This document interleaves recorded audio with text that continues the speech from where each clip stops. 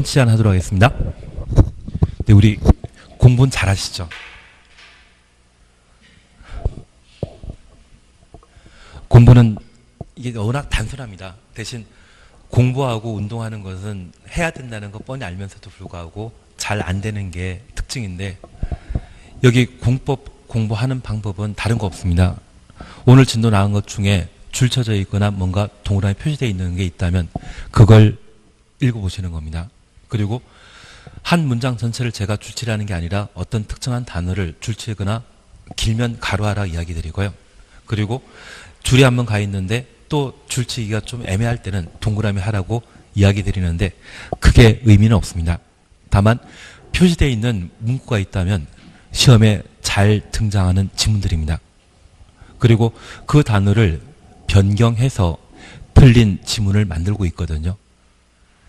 그걸 우리가 계속 반복하시게 된다고 하면 그것은 암기 형태로 충분히 시험 문제 풀 수 있을 때는 해결되는데, 최근 시험 나오는 게 단순히 암기만 해서 해결되는 게 아니라 어느 정도 이해가 필요하십니다. 그래서 이해를 기반으로 공법을 정리해 나가시게 되면 얘가 만만해지는데, 단순 암기하셨다가는 암기할 양이 많아지게 되었을 때 너무 혼란스럽습니다. 그래서 그 전에 한번 읽어보시면서 이해하시는 게 필요합니다. 그래서 수업 끝나면 아마 30분에서 1시간 정도면 오늘 진도 나가는 것에 대한 줄쳐놓은 것들은 다 읽어보실 수 있고요. 그리고 특정 부분에 대한 줄쳐놓은 것을 내가 제대로 이해 못하고 있다고 하면 그 해당 파트 동영상 사셔가지고 아마 10분에서 15분이면 그에 대한 설명이 있을 겁니다. 그것만 듣고 내가 수업 시간 중에 놓친 게 있다고 하면 그걸 잡아내시는 게 제대로 공부하는 방법입니다. 만약 1시간을 다시 듣는다고 하면 시간이 워낙 많이 소요되기 때문에 그걸 감당할 수 없습니다. 그래서 제 개인적인 생각에 일주일에 공법 하루 들었을 때 한두 시간 정도, 1시간 정도 공부하는 게 공법에서는 공부 잘 하시는 방법이고요. 나머지 시간 중에 한 이틀은 민법에, 하루는 학개론에 배정해 주셔야 됩니다. 작년 같은 경우에는 학개론이 어렵고 민법이 좀 수월했었는데 올해 시험에는 민법이 어렵고 학개론이 수월한 편이었습니다. 내년 시험에는 민법이 쉽고 개론이 까다롭게 나오게 될 겁니다. 다만 그 개론에 있어서는 계산 문제라는 게 있는데 그 계산 문제 풀다가 시간 다 보내는 게 있습니다. 그래서 간혹 문제를 건너뛰는 것도 필요한데 학개론과 관련되어서는 개론 문제에 대해서는 패싱하고 문제 다 풀고 나서 개론 문제 중에 풀만한 게 있으면 푸시고, 풀기 어렵고 다양한 내용들이 접목되어 있는 계산 문제라고 하면 그냥 내리 찍으시는 게 방법이십니다. 나중에 정답 체크하다 보면 우리 시험에서는 1번부터 5번까지 정답 중에 보통 8개씩 정답이 배정되어 있습니다. 다만 7개가 정답인 것과 9개가 정답인 게 꼭 하나씩 있거든요. 그래서 나중에 내가 개론 문제 풀었는데 풀지 못할 것이 있다고 하면 정답 찍어놓은 곳 중에 가장 작은 번호가 있을 겁니다. 그걸 내리 찍는 게 효과적입니다. 아예 답 사이로 막 피해 다니는 것보다는 그게 더 확률이 높으시거든요. 그리고 나중에 어떤 난이도 있는 문제 중에 특정 문제가 정답이 10개 넘어가는 상황을 내가 체크할 수 있다고 하면 지금 나 실수하고 있는 겁니다. 한 개 번호에는 최대 9개입니다. 최저가 7개입니다. 그래서 특정 번호에 10개 이상 답을 적어 놓으셨다고 하면 둘 중에 한 개 찍었을 때 내가 잘못 찍은 걸 겁니다. 그걸 수정하는 것도 필요하십니다. 그래서 어차피 까다로운 문제는 꼭 한 번씩 나오고 그렇게 해서 합격자 수를 조절하는 것도 있기 때문에 그에 대처해 가는 게 필요하신데, 그거 하시기 전에 항상 기본이 돼야 되는 것은 이해하는 게 필요하시고요. 시험에 나오는 것에 대해서는 반복해 보시게 되면 충분히 그 점수를 얻을 수 있습니다. 그래서 지금 우리 11, 12 과정에서 해야 되는 것은 오랜만에 공부하지 않으셨습니까? 한 5년, 10년 길게는 한 20년 동안 공부 안 하다가 이제 처음 공부하는 그런 패턴입니다. 그리고 가끔 자제분이나 조카분들에게 열심히 하라는 이야기는 하셨지만 어떻게 하는 게 공부 잘하는가 그런 이야기는 별로 못 하셨을 겁니다.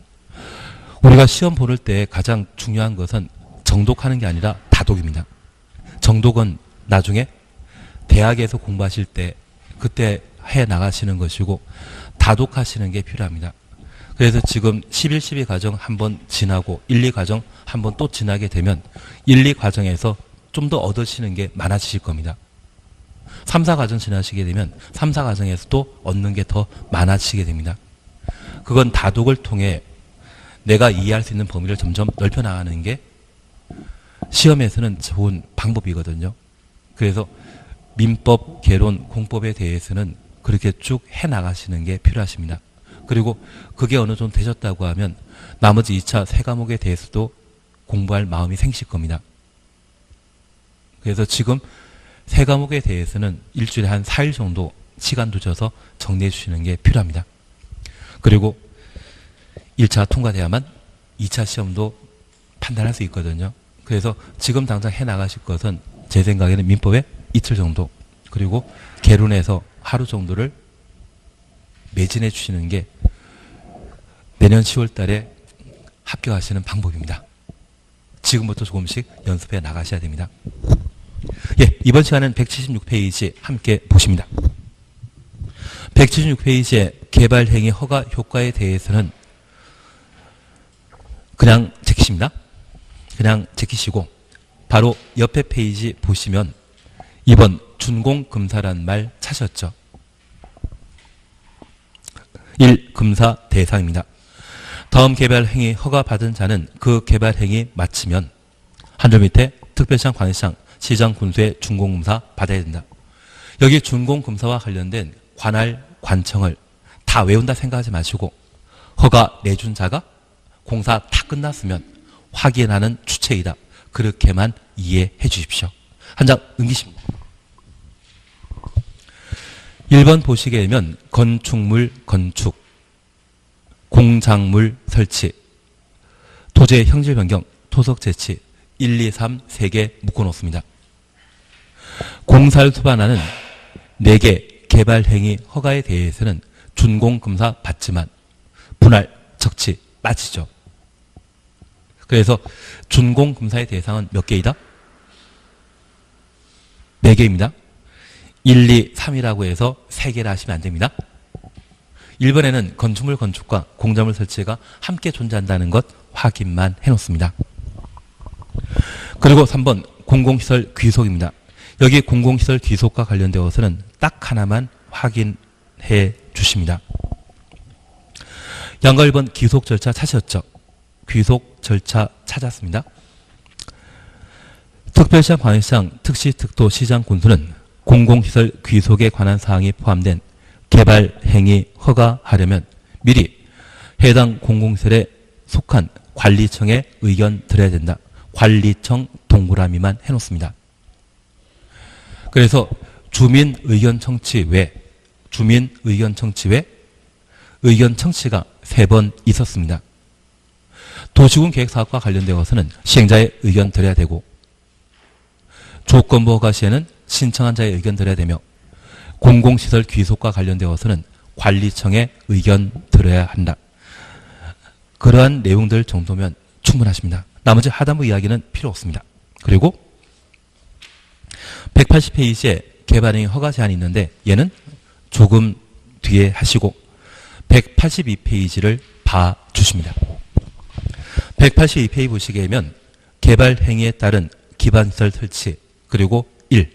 기반시설 연동제 찾으셨죠.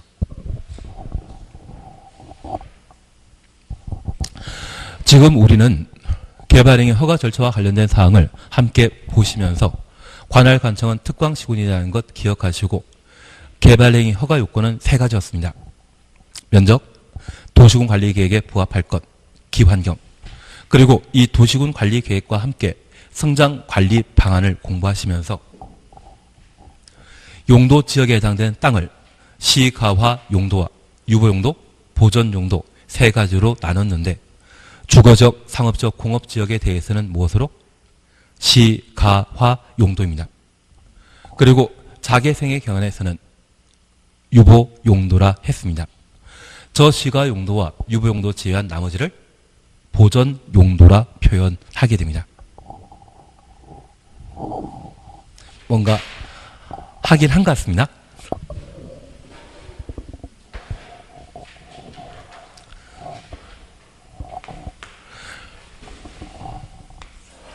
그러면 개발행위 허가 관련되어 우리 기억하실 것은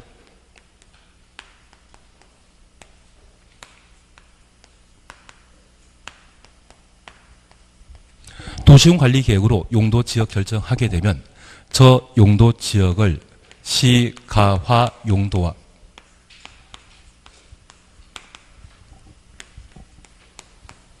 유보 용도, 보전 용도로 각각 구분하게 되는데 특별히 유보 용도에 있어서는 자개생이란 말을 꼭 한번 기억하는 게 필요합니다. 그리고 두 번째 우리 보실 것이 기반시설 연동제입니다.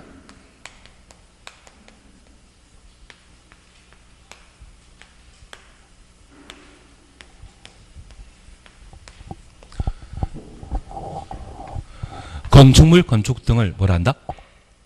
개발행위라고 하고 그 개발행위를 통해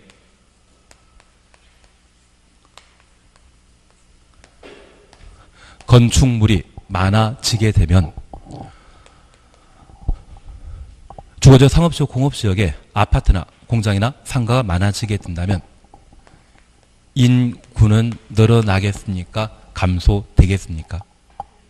늘어날 수밖에 없습니다. 그리고 저 인구가 늘어나게 되면 기반시설에 대한 수요는 함께 늘어나게 됩니다. 저 기반시설의 수요가 늘어나는데 저 기반시설을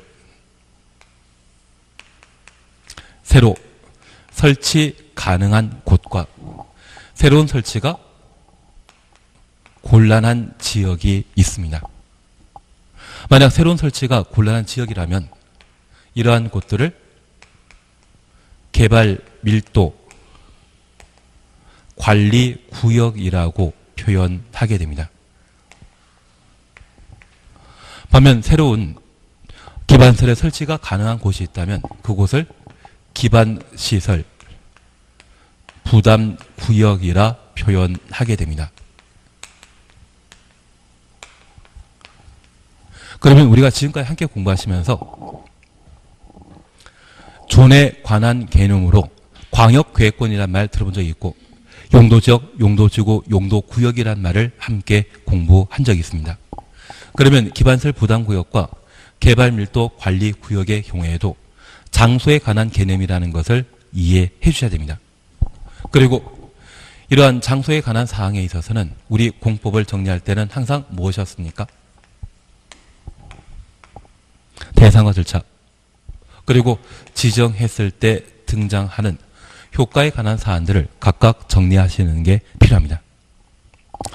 이번 과정에서는 절차는 일단 건너뛰시고 저 대상과 효과에 관한 사항을 함께 정리하시는 게 필요합니다.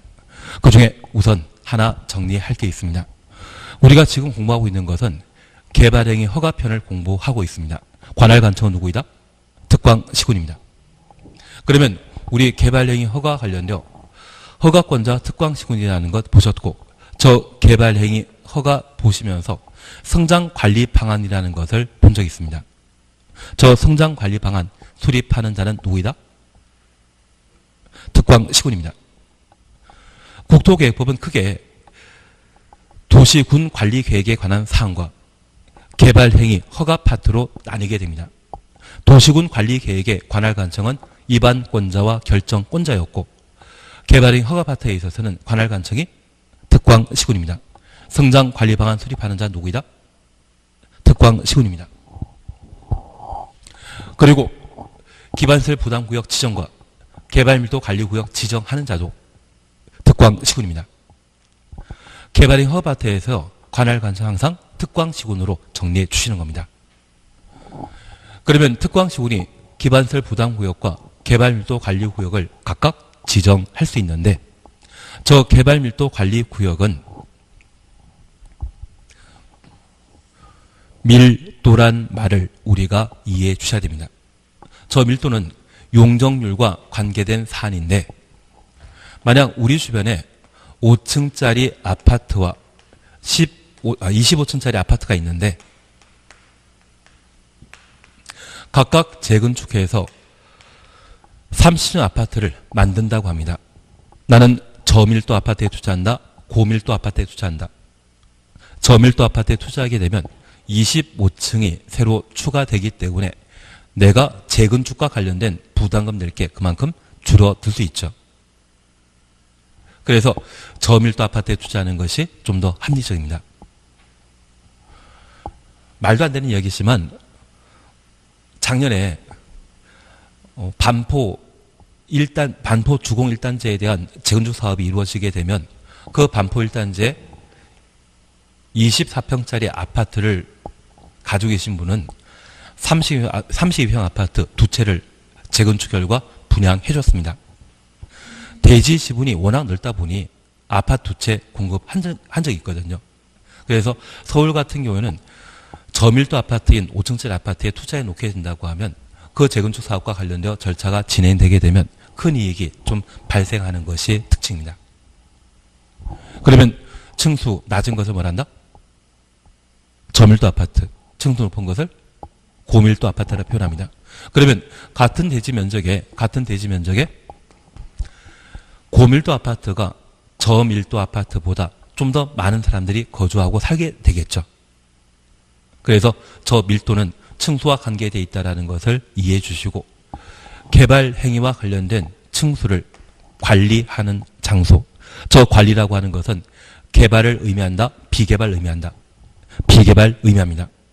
우리가 용도지역 구분에 있어서 도시지역과 비도시지역을 나뉘게 되면 비도시지역은 관리지역, 농림지역, 자연환경보전지역으로 각각 구분했습니다.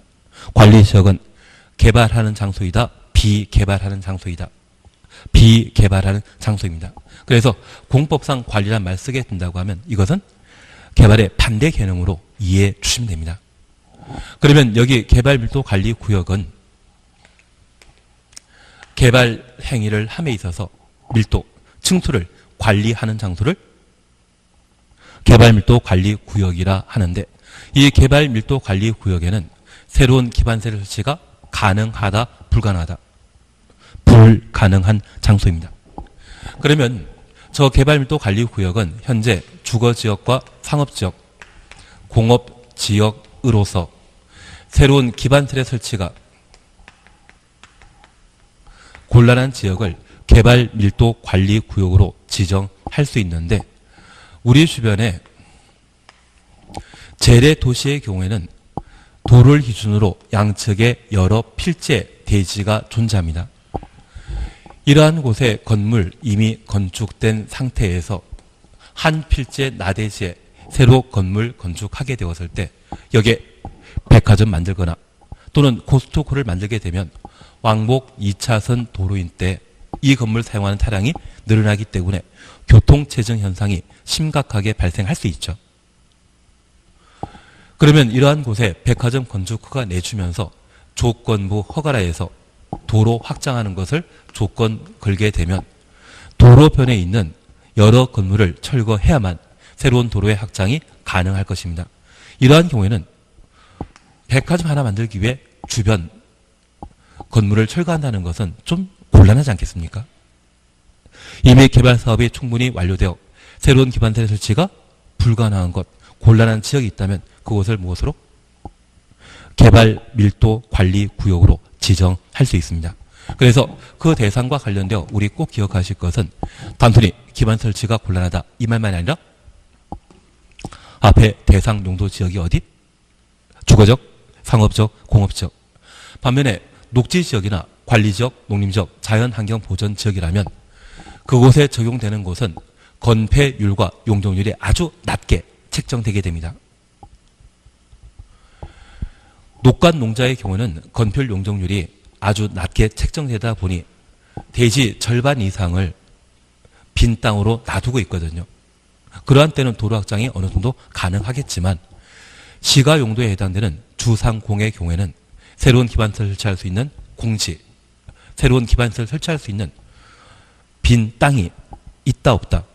없습니다. 만약 그런 곳이라고 하면 이제 백화점 같은 건물 함부로 건축하게 해서는 안 되겠죠. 이해되시겠습니까? 만약 이러한 개발밀도 관리구역으로 지정했다면 그곳에는 해당 용도 지역에 적용되는 용적률을 최대 50%까지 강화하여 건축물을 건축하게 할 수 있습니다. 그래서 10층짜리 건물 건축 가능한 장소라고 하면 이제는 몇 층? 5층짜리 건물 건축하게 하는 것이 개발밀도 관리구역의 지정 효과인데 10층짜리 건물 건축하던 곳에 이제 5층짜리 건물 건축하게 하면 부족한 기반시설을 그래도 어느 정도 함께 나눠 사용할 수 있지 않겠습니까? 그렇게 개발 행위를 규제하고자 하는 제도를 뭐라 한다? 개발밀도 관리구역이라 표현하게 됩니다. 취신 이해하시겠습니까? 그리고 이제 두 번째 봐주실 것이 있습니다. 기반시설 부담구역입니다.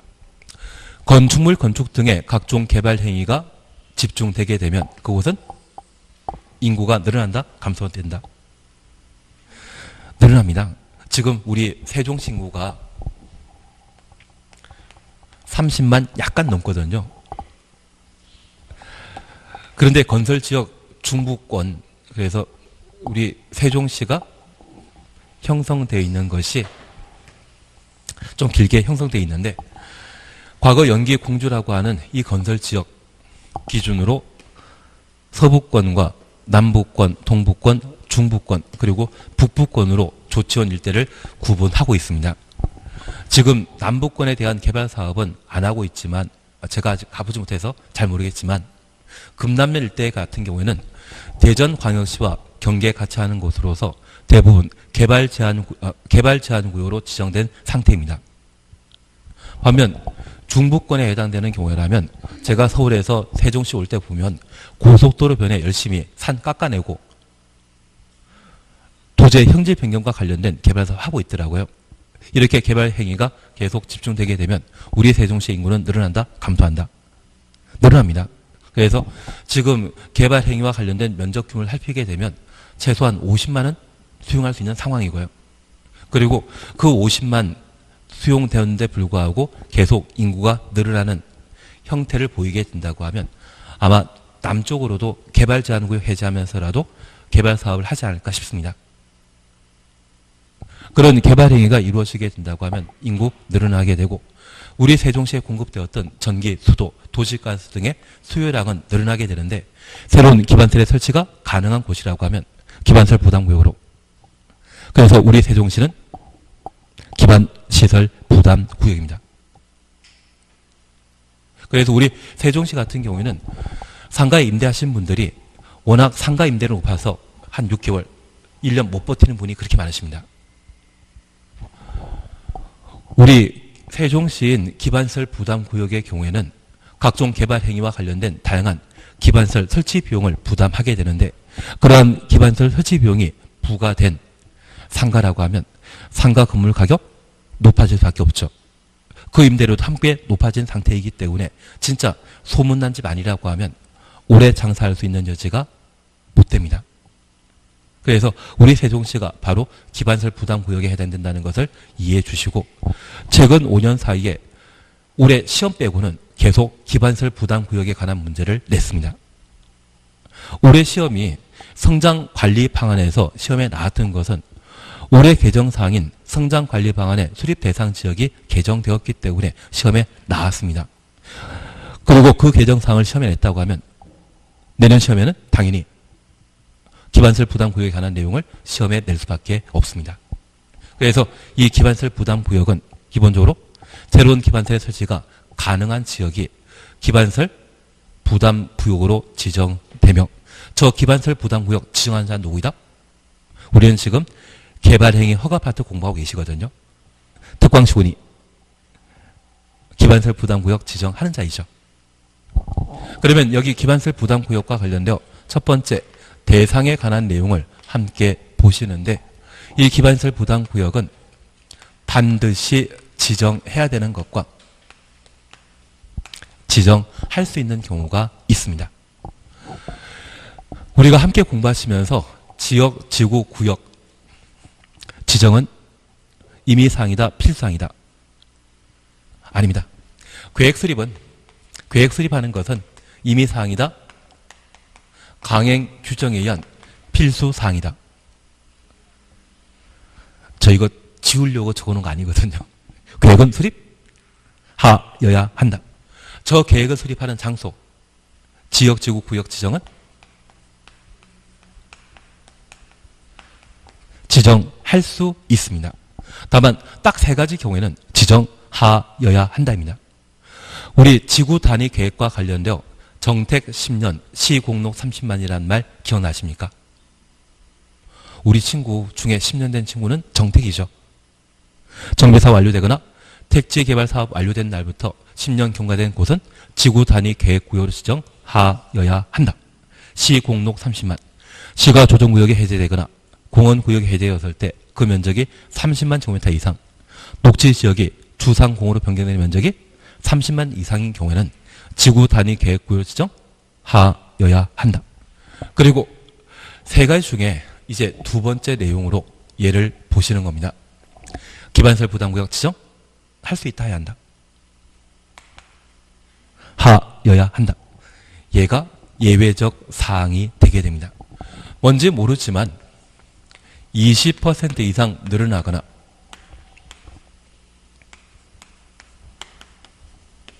행위 제한 규정이 완화되거나 해제된 곳이라고 하면 기반시설 부담구역으로 지정하여야 합니다. 그리고 개발 행위가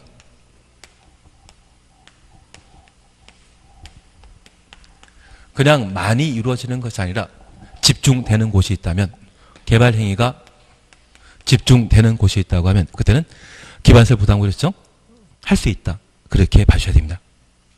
그래서 기반시설 부담구역으로 지정하여야 하는 것, 그리고 할 수 있는 것을 구분해 주시는데 기본적으로 예를 구분해 주시는 게 필요합니다. 이렇게 기반시설 부담구역으로 지정하게 되면 저 기반시설 부담구역에는 기반시설 설치 계획을 수립해야 되는데 우리가 하나 이해하실 것이 있습니다. 각종 지역이 지정되게 되면 계획은 난개발 현상을 방지하기 위해 충분한 기간을 두고 계획 수립하도록 되어 있는데 지금 기반시설 부담구역으로 지정하고 있는 곳은 개발 행위가 계속 많아지고 있는 곳이죠. 인구 그만큼 늘어나는 곳입니다. 해당 지역의 기반시설 설치는 천천히 해야 된다? 긴급하게 해야 된다? 긴급하게 할 필요가 있습니다. 그래서 저 기반시설 부담구역이 지정되게 되면 각종 계획 수립에 있어서는 어느 정도 시간적 여유를 두는 것이 특징인데 이 기반시설 부담구역의 기반시설 설치 계획은 구역 지정된 날부터 얼마? 1년 내 기반시설 설치 계획을 수립하여야 합니다. 그리고 이 기반시설 설치 계획에 따라 해당 지역에 기반시설 설치하게 되면 우리가 필요로 하는 도로나 주차장, 공원, 그리고 병원이나 학교 등이 설치돼야 되는데 저 기반시설 설치 계획에는 대학교는 설치 대상이 못 됩니다. 여기 대학은 시험 봐서 들어가야 되는 학교이거든요. 우리 기반시설 부담구역에 서울대를 하나 만들어 놓는다 하더라도 해당 지역 주민들이 입학할 수 있는 상황은 아니거든요. 만약 대학이 중학교나 고등학교처럼 가까운 지역에 거주하는 학생들이 입학할 수 있는 곳이라고 하면 제 생각에는 서울대 주변이 가장 집값이 비싸지 않을까 싶습니다. 요즘은 그 대학 잘 들어가게 하는 학원이 많이 몰려있는 곳이 가장 집값 비싸거든요. 저 항상 놀란 게 하나 있습니다. 제가 오래 놀랬던 게 광주 쪽 같은 경우에는 진짜 아파트 가격 평범하거든요. 일자리가 그렇게 많지 않기 때문에 안정적인 직장으로 지사에 근무하시는 분들이 주로 계시는 곳이 광주인데 그 광주 쪽에 서울 대치동과 비슷한 학원가가 하나 만들어지면서 그 일대 집값이 올해만 한 5억에서 6억 올랐던 것 같습니다. 그래서 제가 알기에는 작년까지만 하더라도 분양 가격이 한 2억 원대, 3억 원대밖에 안 되던 게 그게 8억, 10억 해가지고 서울 웬만한 동네보다 더 비싼 그런 아파트 부촌을 형성한 적이 있거든요. 그래서 나중에 세종시도 인구가 한 50만 정도 넘게 되면 서울의 유수학원들 세종시에 옮겨올 수 있다고 하면 뭐 학원 몇 개 만들어 놓게 된다고 하면 학원가 만들어지게 되었을 때 아마 대전에 계신 분들이나 또는 청주에 계신 분들 다들 그쪽 찾아오실 것 같은데요. 그래서 나중에 지구 단위 계획과 관련되어 좀 세종시장과 좀 친하신 분이 계시다고 하면 그런 개발 사업 하는 것도 아마 재밌는 개발 사업이 되지 않을까 싶습니다. 다만 우리가 이해하실 것은 저 기반시설 설치 계획에 포함되는 기반 시설에는 대학교는 있다 없다? 없다라는 것 이해해 주셔야 됩니다. 그러면 저 기반시설 설치 계획을 구역 지정 후 1년 내 설치 계획이 수립되게 되면 저 설치 계획에 따라 기반시설 설치해야 되죠.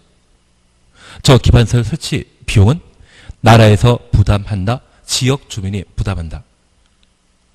원래 기반시설은 나라에서 부담해야 되는데 저 기반시설 부담 구역에는 개발 행위가 집중되고 각종 규제가 완화되는 곳으로서 이곳에 건물을 건축하여 분양하게 되면 사적 이익, 분양 이익을 챙기는 분들 계시지 않겠습니까? 그분들에게 기반시설 설치 비용을 부담시킵니다. 다만 이 기반시설 설치 비용은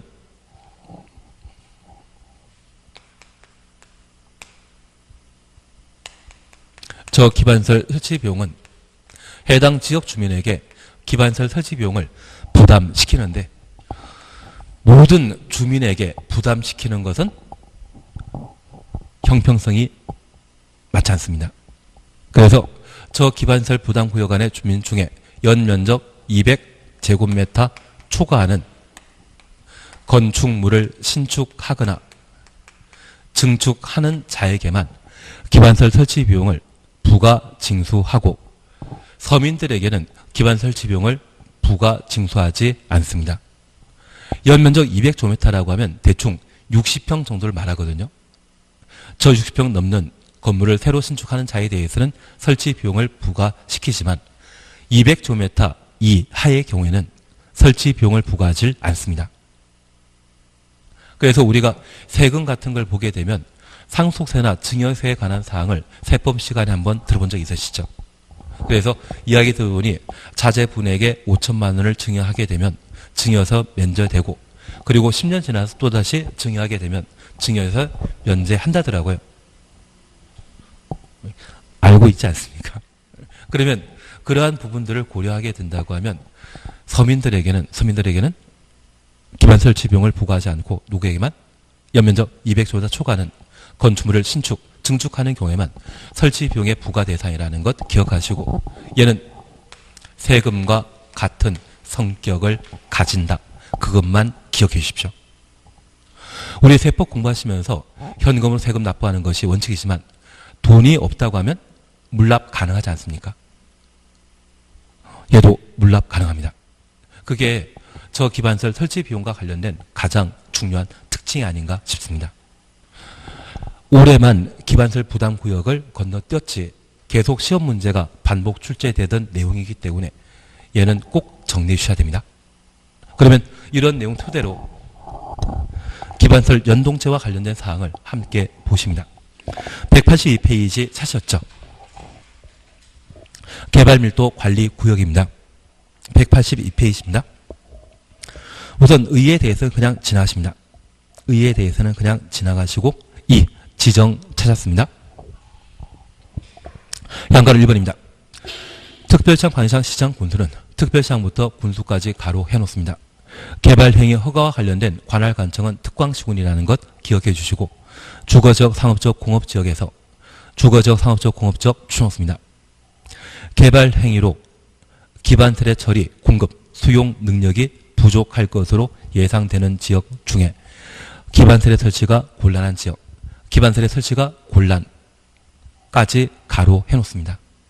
그래서 주상공으로서 기반시설의 설치가 곤란한 지역을 개발밀도관리구역으로 지정할 수 있다. 확인되시겠습니까? 그래서 개발밀도관리구역 지정 대상은 단순히 기반설의 설치가 곤란하다. 그 요건 하나만으로는 부족합니다. 주거적, 상업적, 공업적일 것. 두 개 조건을 충족했을 때 개발밀도관리구역으로 지정할 수 있습니다. 이번 지정 기준에 대해서는 제기십니다. 그리고 다음 페이지에 지정 절차. 이번 시간에는 안 하기로 하셨습니다. 그리고 양가로 4번입니다. 지정 효과 찾으셨죠? 특권시구는 개발밀도관리구역에서 대통령령이 정하는 범위에서 건폐율, 용적률 강화하여 적용하며 대통령령부터 강화까지 가로 해놓습니다. 여기에서 대통령령이 정하는 범위라 함은 해당 용도지역에 준되는 용적률의 최대한도의 50%를 말한다. 용도지역부터 50%까지 가로 해놓습니다. 그러면 잠깐 이해만 해주실 게 있습니다. 우리 민법 시간에 위임이란 용어 많이 보셨죠? 만약 내가 자제분이나 조카들에게 용돈 1,000원 주면서 저 용돈으로 호떡이나 오뎅이나 호빵 중에 하나 사 먹어라. 그러면 그 자제분이 이 용돈 1,000원 가지고 이 세 개 중에 오뎅을 1,000원어치 사 먹는 것은 위임 규정에 적합한 것이죠. 만약 이 용돈을 사 먹지 않고 잘 저축했다가 나중에 내 생일날 생일 선물 주면 나는 야단친다, 칭찬한다. 그때는 칭찬할 상황이지만 가끔 우리 나라에서 세종시의 예산이 편성되게 되면 그 예산을 사용하지 않고 남겨놓게 되면 그 다음에 예산이 줄어든다고 합니다.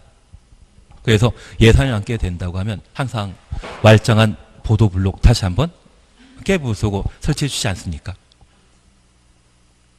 그것은 예산 등을 집행하라고 위임해 줬다고 하면 그 용처에 맞게 사용해야 되지, 만약 남기거나 엉뚱한 곳에 사용하게 된다고 하면 그때는 처벌 대상이 되게 됩니다. 그러면 우리 국토계획법에서는 개발밀도관리구역을 지정하면 대통령령이 정하는 바에 따라 건폐율과 용적률을 대통령령이 정하는 바에 따라 강화할 수 있다. 이렇게 정해 놓고 있습니다. 다만 그 위임 규정에 따라 대통령에서는 건폐율에 대해서는 거론하지 않고 오직 뭐만? 용적률에 대해서만 해당 지역에 적용되는 용적률 50% 범위 내 강화할 수 있거든요. 만약 시험에 개발밀도관리구역이 지정되게 되면 건폐율을 강화할 수 있다. 맞다 틀리다? 맞는 지문입니다. 대신 50%란 말이 건폐율 뒤에 연결되어 있으면 그때는 틀린 겁니다. 그래서 법률에서는 건폐율도 용적률도 강화할 수 있다 정해놓고 있지만 시행령에서 구체적으로 규제를 가하는 것은 뭐만? 용적률만. 그래서 용적률 뒤에 50%라는 말이 붙어 있으면 그 점은 맞겠지만 건폐율과 용적률을 50% 강화할 수 있다. 이 말 나오면 틀립니다. 그래서 위임에 관한 규정을 저렇게 이해해 주십니다. 이해되시겠습니까? 그리고 제3절 기반설 부담구역입니다. 2번 지정 찾으셨죠? 1번 그냥 지나가십니다. 투표장, 관시장, 특시, 특도, 시장, 본설은 다음 각고 하나에 해당되는 지역에 대하여 기반설 부담구역으로 지정하여야 한다. 지정하여야 한다. 추천없습니다. 다만 개발행위가 집중되어 개발행위 집중 가로 해놓습니다. 특광시구는 해당 지역의 계획적 관리를 위해 필요하다 인정하면 다음 각호에 해당되지 아니하는 경우라도 기반설 부담구역으로 지정할 수 있다. 지정할 수 있다. 가로 해놓습니다. 그리고 박스에 1번입니다. 이 법 또는 다른 법령의 제정 개정으로 인하여 행위 제한이 완화되거나 해제되는 지역, 행위 제한부터 해제까지 가로 해놓습니다. 그리고 2번입니다. 이 법 또는 다른 법령에 따라 지정된 용도 지역 등이 변경되거나 해제되어 행위 제한이 완화되는 지역, 행위 제한 완화 가로 해놓습니다. 그리고 3번입니다. 기억 보시게 되면 해당 지역의 전년도 추정했습니다. 개발행위 허가 건수가 전전년도 추정했습니다. 개발행위 허가 건수보다 20% 이상 증가한 지역 20% 동그라미 해놓습니다. 그리고 리언번입니다. 해당 지역의 전년도 해당 지역 추정했습니다. 인구 증가율이 그 지역에 속하는 그 지역부터 특광시군, 군까지 가로 해놓습니다. 전년도 인구 증가율보다 20% 이상 높은 지역 20% 동그라미 해놓습니다.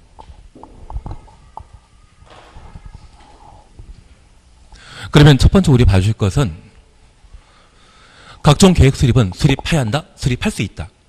계획은 수립하여야 한다입니다. 그리고 지역, 지구, 구역, 지정은 지정할 수 있다. 그런데 기반설 부담구역의 경우에는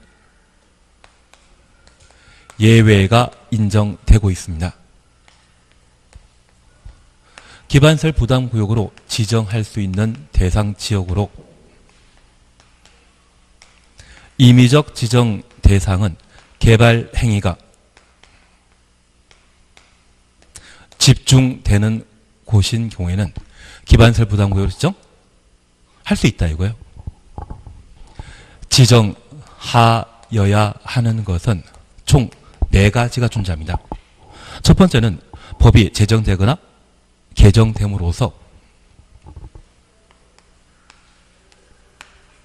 행위 제한이 완화되거나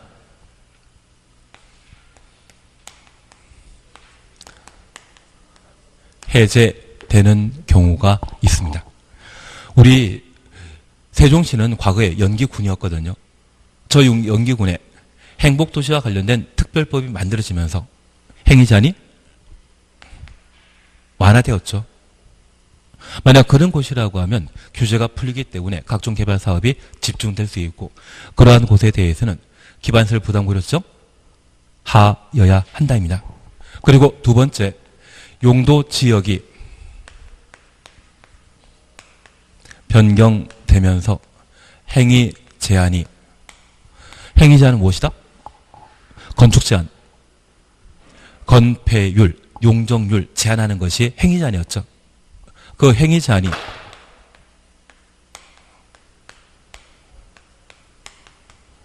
완화되는 경우라고 하면 기반설 부담구역으로 하여야 한다입니다. 그러면 이렇게 잠깐 봐주십니다. 과거 농림지역에 해당되는 용도지역이 도시지역 중에 주거지역으로 용도지역 변경되게 되면 기반설 부담구역으로 하여야 한다.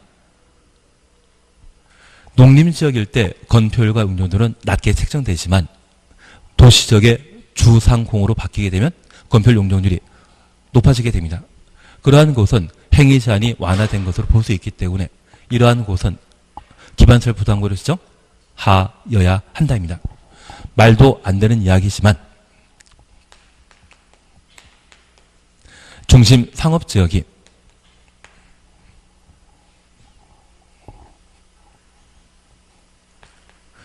계획관리지역으로 용도지역이 변경되면서 행위 제한이 완화되면 기반설 부담구역으로 지정해야 한다? 이것 말도 안 되는 이야기입니다. 세상의 중심상업지역이 계획관리지역 바뀔 일 없죠. 그리고 얘는 행위 제한이 강화되는 것이지 완화되는 거 아닙니다. 이런 엉뚱한 질문 나오게 되면 걔는 기반설 부담구역 지정 대상이 절대 못 된다라는 걸 잡아내시는 게 필요합니다. 그래서 법이 만들어짐으로써 행위 제한이 완화되거나 해제되는 곳, 용도 지역이 변경되면서 행위 제한이 완화되는 곳이 있다면 기반설 부담구역으로 하여야 한다입니다. 그리고 두 번째입니다. 개발 행위 허가 건수가 20% 이상 증가하게 되면 기반설 부담구역으로 하여야 합니다. 그러면 우리 세종시에는 건설지역과 관련되어 만약 뭐 1-1 생활권이 있는데 저 1-1 생활권에 2016년도에 개발행위 허가 건수가 100건이었다가 2017년도에 개발행위 허가 건수가 120건이 되었다면 20% 이상 늘어난 것이죠. 그러면 2018년도에는 반드시 기반설 부담구역으로 지정하여야 한다. 필수 지정 대상이라는 것 이해하셔야 됩니다. 여기 개발행위 건수는 보통 건축물 건축과 관련되어 등장하게 되는데 100건 있던 것이 2017년도에 120건, 130건 늘어났다고 하면 개발행위가 집중되는 것으로서 2018년도에는 기반설 부담구역으로 지정하여야 한다. 이해되신 겁니다. 그리고 인구 증가율과 관련되어 20% 이상 인구 늘어났다고 하면 기반설 부담구역으로 지정하여야 합니다. 그러면 세종시 전체 인구가 2017년도에 5% 늘어났는데 1-1 생활권의 인구 증가율이 25%, 30% 늘어났다고 하면 20% 이상 차이가 발생한 것으로서 저 1-1 생활권에 대해서는 기반설 부담구역으로 지정하여야 한다. 그래서 여기 개발행위 허가 건수는 전년도와 전전년도를 비교하는 반면 인구 증가율은 세종시 전체 인구 증가율과 특정 생활권의 인구 증가율을 비교하게 되었을 때 그 차이가 20% 이상일 때는 기반설 부담구역으로 지정하여야 한다. 그래서 이 네 가지 경우에는 기반설 부담구역 지정 필수 대상이고 만약 시험에 완화 20% 이 말 대신 갑자기 개발행위 집중되었다 이 말 나오게 되면 그때는 임의적 지정 대상이 되게 됩니다. 어차피 우리 시험에는 일반적인 경우와 달리 예외적인 경우가 시험에 나올 겁니다. 인구 증가율이건 개발행위 허가 건수이건 20% 이상인 지역은 기반설 부담구역으로 지정하여야 하고 완화 해제란 말 보게 되면 지정하여야 한다. 그렇게 내용 잡아주시는 게 필요합니다. 그러면 이 기반설 부담구역을 지정하는 자는 특광시군이라는 것 기억하시고 저 기반설 부담구역이 지정되었다면 1년 내 기반시설 설치 계획을 수립하여야 합니다. 그래서 기반시설 설치 계획에 관한 내용을 함께 봐주십니다.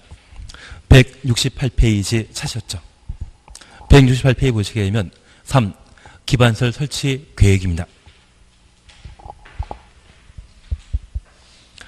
그리고 1번, 2번에 대해서는 지금은 건너뛰시고 187페이지에 양가로 3번 찾았습니다. 187페이지에 양가로 3번 찾으셨는데 우리 4번 보시게 되면 학교란 말 찾으셨죠. 그리고 가로 속에 고등교육법 2조에 따른 학교는 제외한다. 이 학교가 대학교입니다. 중학교와 고등학교를 우리는 중등교육이라 표현하고요. 고등교육이라 말 쓰게 되면 대학을 말합니다. 그 대학은 기반시설 부담구역에 설치할 수 있는 기반시설이다? 아니다? 아닙니다. 그래서 학교는 제외한다. 앞에다가 대학교 제외한다. 라고 해놓습니다. 과거 기출문제 출제되었지만 한 번 더 등장할 수 있는 내용입니다. 그리고 양가로 4번 의제, 해제 찾으셨죠? 지구 단위 계획 수립한 경우 기반시설 설치 계획 수립한 것으로 본다. 얘는 천천히 하시고요. 기반시설 부담구역 지정 고시부터 1년 동그래 놓습니다. 1년 되는 날까지 기반시설 설치 계획 수립하지 아니하면 1년 되는 다음 날 가로 해놓습니다. 기반시설 부담구역 지정은 해제된 것으로 본다. 그래서 기반시설 부담구역 지정하면 몇 년? 1년 내에 기반시설 설치 계획을 수립하여야 하고 수립되지 아니하면 1년 되는 다음 날 해제된 것으로 본다. 기반시설 부담구역은 개발 행위가 집중되는 곳으로서 지금 당장 기반설 필요하거든요. 기반설 계획을 빨리 수립하라. 그러한 의미에서 1년에 수립하도록 되어 있습니다. 아주 특이한 표현이기 때문에 꼭 봐놓습니다. 한 장 넘기십니다. 제4절 기반설 설치 비용 찾으셨죠? 그리고 이번에 부과 대상 및 산정 기준 양가를 1번만 보십니다. 부과 대상 찾았습니까? 기반설 부담 구역에서 기반설 설치 비용의 부과 대상인 건축 행위는 단독주택, 숙박시설 등의 대통령령이 정하는 시설로서 200제곱미터, 200제곱미터부터 가로 열어놓습니다. 초과하는, 초과 줄여놓습니다. 건축의 신축, 증축 행위를 한다. 증축까지 가로 닫아놓습니다. 아직 우리가 건축법에 신축, 증축, 개축, 재축 이러한 것들을 못 보셨기 때문에 신축, 증축에 대해서는 그냥 지나가시지만 연면적 얼마? 200제곱미터 초과하는 경우에만 기반설 설치 비용의 부과 대상이다. 그걸 확인해 놓습니다. 그리고 단서를 잠깐 보십니다. 다만 기존 건축 철거하고 신축하는 경우에는 기존 건축물의 건축 연면적을 초과하는 건축 행위만 부과 대상으로 한다. 초과 동그라미만 해놓습니다. 그러면 하나 여쭐 게 있습니다. 질문 있습니다. 대지에 연면적 150제곱미터짜리 건물을 신축하게 되면 기반 설치 비용의 부과 대상이다 아니다? 아닙니다. 그리고 얘를 50제곱미터 증축하게 되었습니다. 딱 200이거든요. 기반설 설치 비용의 부과 대상이다 아니다? 아닙니다. 그리고 얘를 또 50제곱미터 증축하게 되었습니다. 그러면 200제곱미터 초과는 이 50에 대해서만 기반설 설치 비용을 부과 징수하게 됩니다. 이해되시겠습니까? 그런데 연면적 250제곱미터 전부를 철거하고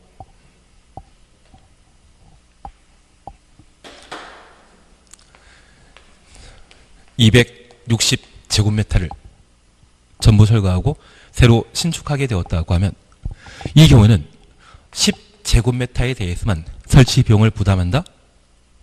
60에 대해 부담한다? 10에 대해서만. 좀 전에 250이었지 않습니까? 저 250 초과하고 그러면 50 증축할 때 이미 설치 비용을 낸 상태이기 때문에 얘를 철거하고 260 만들게 된다고 하면 종전보다 초과되는 10제곱미터에 대해서만 기반설 설치 비용의 부과 대상이 되는 겁니다. 취지 이해하시겠습니까? 그걸 이해하시면 충분하십니다. 그래서 기반 설치 비용은 모두가 부과 대상이 아니라 200제곱미터 초과하는 신축, 증축 행위에 대해서만 부과한다. 그렇게 봐주시면 됩니다. 그리고 마지막으로 180페이지 보시면 됩니다. 10분 더해서 빨리 끝내는 게 나으시겠습니까? 쉬었다가 하시는 게 나으시겠습니까? 180페이지 이것 간단히 하고 끝내시면 되거든요. 예, 180입니다. 2페이지밖에 안 됩니다. 제5절 보시게 되면 개발행 허가 제한 찾으셨죠? 그러면 우리 잠깐 이해하실 것이 있습니다. 개발 행위와 관련된 관할 관청은 누구이다? 개발 행위와 관련되어서는 특광시군이 관할 관청이 되게 되는데 여기 개발 행위 허가 제한에 있어서는 예외를 인정하게 됩니다. 지금 우리는 허가와 관련된 사항으로 특광시군이 허가권자라는 것 기억하시고 허가 요건과 관련되어서는 세 가지였습니다. 면적 요건과 도시군 관리 계획에 부합할 것, 기환경 세 가지를 허가 요건으로 보셨습니다. 저 개발행위 허가제와 관련된 사안으로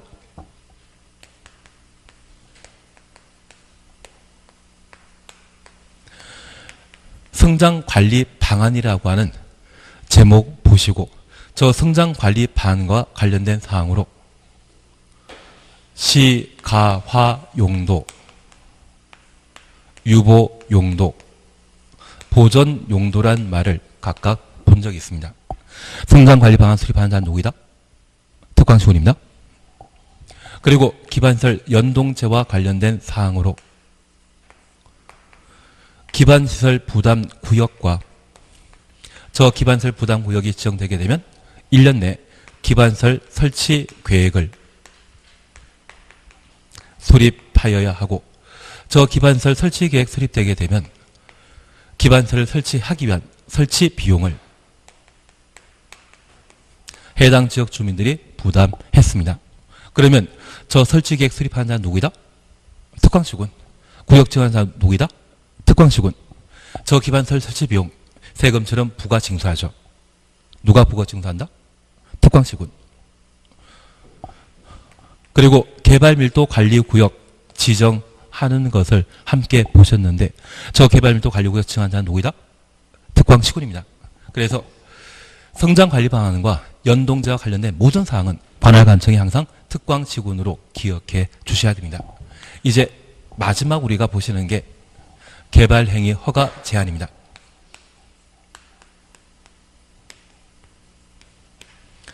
개발행위 허가와 관련된 요건을 충족하게 되면 개발행위 허가 받을 수 있지만, 저 개발행위 허가 받아 사익을 추구하는 것이 공익과 저촉되게 되면 일정한 기간 동안 개발행위 허가 제한 지역으로 지정할 수 있습니다. 그러면 저 개발행위 허가 제한 지역으로 지정할 수 있는 대상 나오면 항상 무엇입니까? 절차. 그래서 공법은 항상 대상과 절차라고 이해해 주셔야 됩니다. 그리고 그 효과에 관한 사항을 함께 정리해 주시는 게 필요합니다. 바로 보십니다. 한 15분 정도면 끝날 겁니다. 180페이지입니다. 1번 대상 지역 및 제한 기간 찾았습니다. 국토교통부 장관, 지도이사, 시장, 군수는 국토교통부 장관부터 시장, 군수까지 가로 해놓습니다. 개발행위 허가 제한과 관련된 관할관청으로 예외입니다. 그러면 국토교통부 장관, 지도이사, 시장, 군수, 우리 국토계획법에 볼 수 있는 모든 행정청이죠. 그래서 에브리바디라고 생각해 주십시오. 영어 발음이 부실하지만 이해해 주십시오. 원래 개발행위 허가제와 관련되어서는 특광시군인데 여기에서는 국토교통부 장관과 도의사도 등장하게 됩니다. 다음과 같고 하나에 해당되는 지역으로 도시군 관리계획상 특히 필요하다 인정되는 지역에 대해서는 대통령령이 정하는 바에 따라 중앙도시계획위원회나 지방도시계획위원회 심의 거쳐 심의 동원해 놓습니다. 한 차례만 3년 이내 기간 동안 개발행위 허가 제한할 수 있다. 3년 동원해 놓습니다. 다만 3부터 5에 해당되는 지역에 대해서는 중앙도시계획위원회나 지방도시계획위원회 심의 거치지 아니하고 가로 해놓습니다. 한 차례만 2년 이내 기간 동안 개발행위 허가 제한 연장할 수 있다. 2년 동그라미 연장 동그라미 해놓습니다. 그리고 박스에 3, 4, 5를 묶어놓습니다. 3번, 4번, 5번 묶어놓습니다. 저 3, 4, 5가 최대 5년간 개발행위 허가 제한 지역으로 지정할 수 있고 1번, 2번의 경우는 연장 못합니다. 그러면 1번 잠깐 보시면 녹지지역, 계획관리적, 녹지지역 계획관리적 가로 해놓습니다. 수목이 집단적으로 자라고 있거나 수목 추놓습니다. 조소류 등이 집단적으로 서식하고 있는 지역, 우량 농지 등으로 보존할 필요가 있는 지역, 보존 동그라미 해놓습니다. 그리고 2번입니다. 개발 행위로 인하여 주변 환경, 경관, 미관, 문화재 등이 크게 오염되거나 손상될 우려 있는 지역. 그래서 우리 하나 약속해 줄 것이 있습니다. 예전에 학교 다닐 때 국어 시간에 청산리 하면 생각나는 게 벽개수입니다. 대신 앞으로 공법 시간에는 청산리 하면 기억나시는 게 녹개수가 나와줘야 됩니다. 청산리 하면 녹개수입니다. 그래서 현재 녹지지역, 그리고 개라고 하면 계획관리지역이겠죠. 그러면 이 도시지역 중에 녹지지역이라면 개발되지 않는 비개발 용지이지만 계획관리지역이라면 비도시지역 중에 언제든지 도시역에 편입될 수 있는 장소입니다. 잠재적으로 개발할 수 있는 땅이죠. 그 개발할 수 있는 땅에 수목이 잘 자라고 있거나 가끔 신기한 새들이 앉는 경우가 있습니다. 그런 새를 보면 나는 가만 놔둔다. 내 땅이 아니면 그냥 가만 놔둬야 되죠.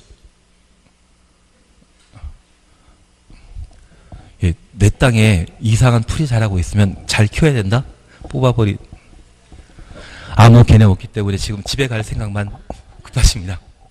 그러면 이렇게 수목이나 조수류나 우량 농지가 존재하는 것으로 잠재적으로 어느 정도 개발 가능한 땅이지만 어느 정도 보존이 필요하다고 하면 개발 행위 허가 제한적으로 지정하여 일정 기간 동안 개발 행위를 할 수 없도록 규제를 가하겠다는 이야기입니다.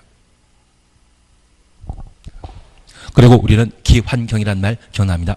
환경, 경관, 문화재 등을 개발 행위 통해 훼손하거나 손상시킬 수 있다면 이러한 곳은 개발 행위 허가 제한적으로 지정할 수 있습니다.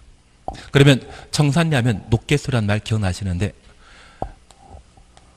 한번 개발 행위 허가 제한적으로 지정하면 최대 제한 기간은 몇 년? 3년입니다. 그리고 두 번째 보실 것이 기, 지, 개가 됩니다. 나중에 3월달, 4월달에 우리가 봄이 되면 졸릴 때 있거든요. 그럴 때 항상 필요한 게 기지개입니다. 그래서 우리 3번 보시게 되면 도시군 기본계획이나 도시군 관리계획을 수립하고 있는 지역으로서 도시군 관리계획 수립하고 있는 지역 가로 해놓습니다. 도시군 관리계획을 수립하고 있는 지역 가로 해놓습니다. 그 도시군 기본계획이나 도시군 관리계획이 결정될 경우 결정 주놓습니다. 용도지역, 용도지구, 용도구역의 변경이 예상되고 그에 따라 개발행위 허가 기준이 크게 달라질 것으로 예상되는 지역 개발행위 허가 기준 가로 해놓습니다. 기지개입니다. 그리고 4번입니다. 지구단위 계획구역으로 지정된 지역 지구단위 계획구역 주놓습니다. 5번입니다. 기반설 부담구역으로 지정한 지역 기반설 부담구역 줄쳐뒀습니다. 묶어놓으면 기지개이죠. 그러면 기반시설 부담구역인 경우에는 기반시설 설치 계획을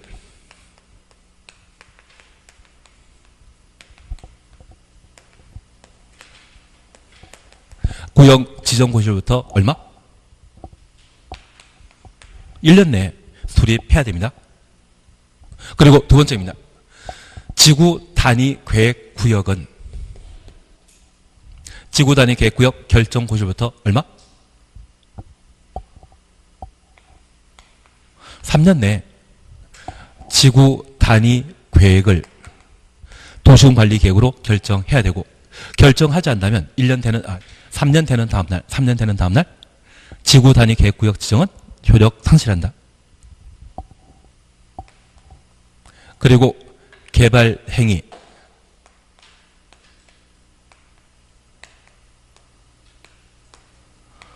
허가 기준이 크게 달라질 수 있는 곳 도시군 관리 계획을 수립 중인 곳으로서 도시군 관리 계획이 결정되었을 때 용도 지역 등의 변경으로 개발행위 허가 기준이 크게 달라질 수 있는 곳 여기는 계획 수립 중인 곳이죠. 계획 수립 중인 곳입니다. 그러면 이 계획 수립에 있어서 일정한 행정 절차를 필요로 하는데 그 행정 절차가 지연되게 되면 제때 계획 수립 못하는 경우 있지 않습니까? 그래서 이 계획 수립 중인 곳의 경우에는 개발행위 허가 제한하게 되면 몇 년간 제한할 수 있다? 3년간 제한할 수 있는 겁니다. 그리고 제때 계획 수립 못하는 경우가 있기 때문에 협의기간은 심의기간이 지연되게 되면 계획 늦어질 수 있거든요. 그걸 고려해서 한 차례에 걸쳐 몇 년 연장할 수 있다? 2년간 연장할 수 있다. 그래서 기지개에 해당되게 되면 최대 제한기간은 몇 년? 5년입니다. 기지개가 아니라고 하면 개발행위 허가 제한했을 때 제한기간은 3년인데 청산리하면 국어시간에는 벽계 수이고 공법시간에는 녹계 수입니다. 그 녹개수에 해당되는 경우는 그 제한 기간이 몇 년이다? 3년이다. 그렇게만 구분해 놓습니다. 그래서 시험 볼 때까지 기지개라는 말 듣게 된다면 여기는 뭐 하는 곳이다? 계획 수립 중인 곳이죠.